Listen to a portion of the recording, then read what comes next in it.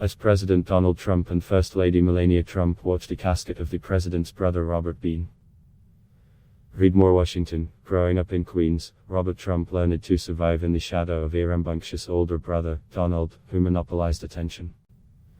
In adulthood, his older brother was his boss at the Trump Organization. And near the end of his life, he became his older brother's defender, joining him in publicly excoriating their niece, Mary, who had written a memoir about life inside a family she characterized as cold and cruel. On Friday, President Donald Trump repaid Robert, the brother who had always been loyal, by hosting a funeral in the East Room of the White House. Robert Trump died last week in New York at 71. The White House did not give a cause. It was the first time a president has held a funeral for a family member in nearly 100 years, according to the White House Historical Association. Donald Trump delivered the eulogy, which lasted about 10 minutes. The guest list was limited to about 150 people, including the president's eldest son, Donald Trump Jr., and his girlfriend, Kimberly Guilfoyle, as well as an extended network of relatives. Other guests included Rep.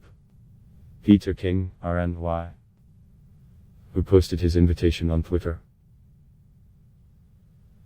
Vice President Mike Pence and Rudy Giuliani, the former mayor of New York, also attended. Guests did not wear masks at the funeral, but they were given coronavirus tests beforehand at the Trump International Hotel. The White House declined to comment on details because it was a private service, although Donald Trump eventually allowed reporters to view part of the closing funeral procession. The president, accompanied by the First Lady, Melania Trump, and followed by his younger sister, Elizabeth Trump Grau, trailed pallbearers down the steps of the North Portico as the hymn Abide With Me was played on bagpipes. Several of Donald Trump's other children, including Barron and Ivanka, looked on.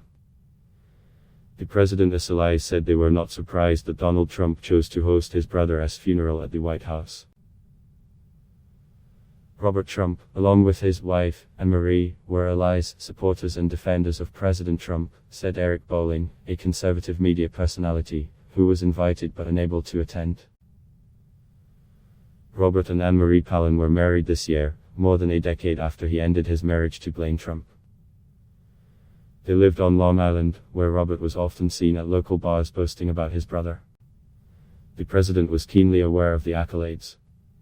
"He was my biggest fan," Donald Trump said on Fox and Friends this week. "People would tell me all the time, I spoke to your brother and your brother was so thrilled. And so thrilled at what was happening. In Too Much and Never Enough, How My Family Created the World's Most Dangerous Man," Mary Trump, a clinical psychologist and Donald Trump's only niece, recounts how the two brothers worked together in an effort to cut her inheritance and health benefits from a family trust. Mary Trump, the daughter of Fred Trump Jr., Donald Trump's older brother who died in 1981, describes Robert Trump as the enforcer. Robert defended his brother in July, when Mary Trump's book was published. "I and the rest of my entire family are so proud of my wonderful brother, the president, and feel that Mary's actions are truly a disgrace," Robert Trump said in a statement. While several presidents, including John F. Kennedy and Abraham Lincoln, have lain in state in the East Room, the largest room in the White House, it is unusual to have a funeral there for a president's relative. White House officials said that Donald Trump would pay for the funeral expenses, and that his brother's body was driven from New York for the funeral on Friday.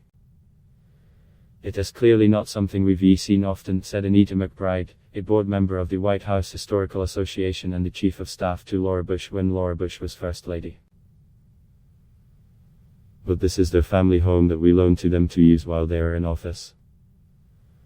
Most funerals at the White House for first family members have been for children. Among them were Calvin Coolidge Jr., who died at 16 in 1924 of a blood infection caused by a blister on his foot, and Willie Lincoln, who died at 11 in 1862 of typhoid. Willie Lincoln was embalmed in the Green Room and his funeral service was held in the East Room. McBride noted that although Robert Trump did not live in the White House, President Trump felt like this was a way he could honor his brother. The president's own comments about the service were brief. "Rest in peace."